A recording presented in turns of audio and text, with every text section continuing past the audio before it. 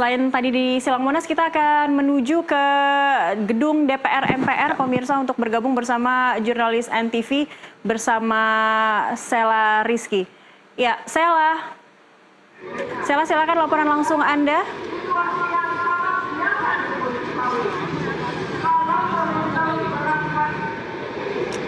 Baik, Cakri dan juga pemirsa Nusantara TV, memang saat ini situasinya masih dilakukan orasi dari para massa buruh begitu di depan gedung MPR dan juga DPR RI ini.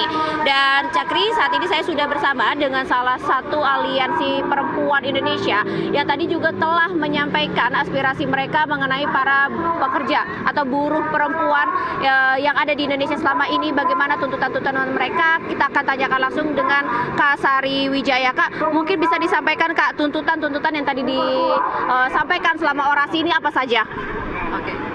Tuntutan kami itu sebenarnya tema besarnya kami tolak solusi palsu pemerintah, sejahterakan rakyat, buruh dan perempuan gitu ya. Kita melihat tuntutan hari ini sebenarnya kita nggak pengen lagi dengan tipu daya pemerintah ya. Maksudnya yang seringkali masalahnya apa, dikasih solusinya apa, seperti itu. Misalnya contoh lah, salah satu misalnya soal makan bergizi gratis ya, yang sebenarnya itu bukan itu sebenarnya akar masalahnya gitu loh. Sama soal buruh misalnya, kita tahu bahwa ada PHK massal yang terjadi seperti di perusahaan Sritek dan lain-lain. Banyaklah buruh-buruh yang kena PHK massal gitu ya. Tapi solusi yang diberikan pemerintah misalnya tidak ada regulasi yang keras gitu bagi para pemodal gitu ya, untuk bagaimana caranya supaya buruh ini tidak di PHK misalnya kayak gitu. Nah, kalau untuk dari aliansi perempuan sendiri, bagaimana sih melihat para pekerja perempuan saat ini? Ini mungkin bisa disampaikan juga, Kak. Oke, salah satu tuntutan kita juga misalnya pekerja perempuan itu yang paling banyak kan pekerja perawatan ya, daycare ataupun pekerja domestik ya, PPRT yang hari ini sebenarnya sudah 2 dekade bahkan RUU PPRT itu tidak disahkan sama negara. Kita tahu bahwa kemarin RUU TNI saja disahkan gitu, tidak masuk dalam prolegnas misalnya. Itu aja bisa segera itu loh. Nah, ini undang-undang PPRT yang ngomongin soal jaminan atas kehidupan yang layak bagi PPRT, mungkin jaminan kerja, jaminan perlindungan keselamatan, itu kayaknya susah sekali gitu. Nah, kami suarakan lagi, yang tahun kemarin kami suarakan di May Day, kami suarakan lagi di May Day hari ini gitu. Kak, ini kan Pak Dasko juga menyampaikan bahwa setelah Hari Buruh ini akan segera mengesahkan atau membahas begitu ya RUU PPRT. Tanggapan Kakak seperti apa? Saya rasa saya menanggapi positif ya. Hanya saja sekali lagi gitu, seringkali kita masyarakat sipil hanya tahu di permukaan aja gitu. Kita cuma dianggap 1 jam misalnya kita ikut audiensi, habis itu selesai gitu. Kita sangat tidak partisipatif seringkali diperlakukannya gitu. Jadi saya berharap kalau misalkan dari DPR mau membahas RUU PPRT ini lebih serius, ya undang masyarakat sipil, undang bahkan entitas dari pekerja-pekerja rumah tangga itu sendiri yang punya tuntutannya gitu, sehingga kita clear jelas gitu. Kalau mau benar-benar menyelesaikan masalah ini bersama dan juga menganggap bahwa regulasi itu harus dimaknai secara partisipatif dan bermakna gitu.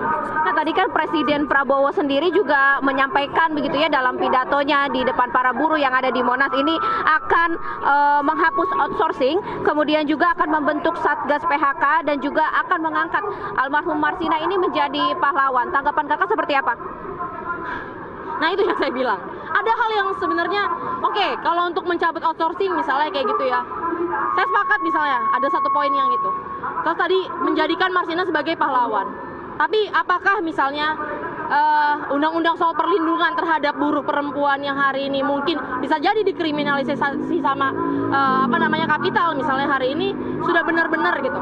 Bagaimana atau mungkin soal buruh-buruh yang lain selain Marsina misalnya gitu, yang hari ini juga kita nggak tahu meninggal gitu, tidak tahu siapa pembunuhnya dan lain-lain, tidak diusut misalnya kayak gitu kan sama aja. Ini makanya saya bilang ya jangan memberikan solusi palsu. Soal Satgas PHK misalnya kayak gitu. Soal PP kalau nggak salah PP nomor 25 ya. 25 pada nomor 10 tahun 2025 misalnya. Ada Satgas PPKS yang ngomongin soal tentang kompensasi 60% dari 6 bulan gaji pekerja misalnya kayak gitu. Yang kita pengen kan kesejahteraan dan keberlangsungan kerja gitu. Misalnya itu kan sama aja kayak bantuan langsung 6 bulan. Habis itu apa? Apa yang bisa dilakukan sama negara? Nah itu maksud saya, apakah memang sudah benar-benar kita sebagai masyarakat sipil ini didengar oleh negara dari semua tadi tanggapan-tanggapan Pak Presiden misalnya dengan mau punya solusi A, B, C, D, kita udah benar-benar diajak berdialog atau belum Pak? Seperti itu. Nah, jadi sebenarnya mendukung atau dari pidato dari Presiden itu sendiri bahwa positif, menyambut positif, tapi meminta masyarakat sipil ini diajak berdiskusi langsung. Baik, terima kasih Kak Sari atas waktunya.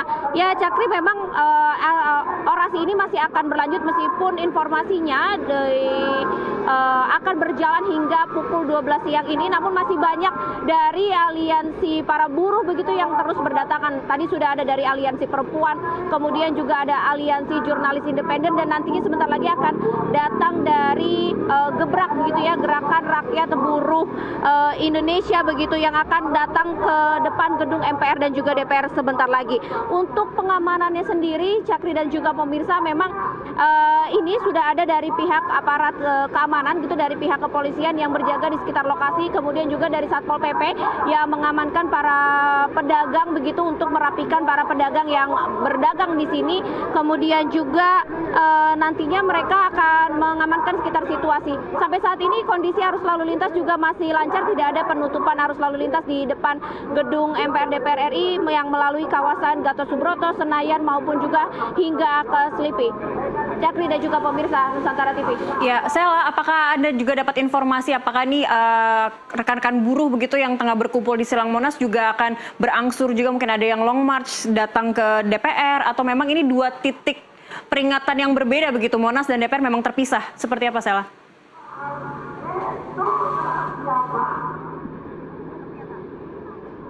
Ya, keadaannya saat ini saya lihat yang berada dari arah Pancoran begitu akan terjadi long march nih.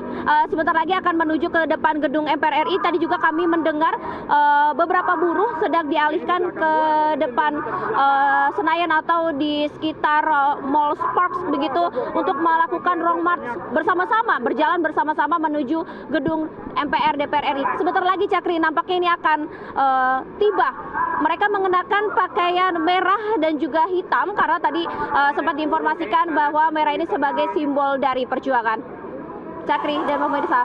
Baik, Sela, ini artinya akan ada konsentrasi massa yang memang sudah beralih ya dari Silang Monas akan menuju ke depan gedung DPR MPR, dan semoga ini situasi lalu lintas juga bisa tetap terjaga begitu, tetap kondusif ya.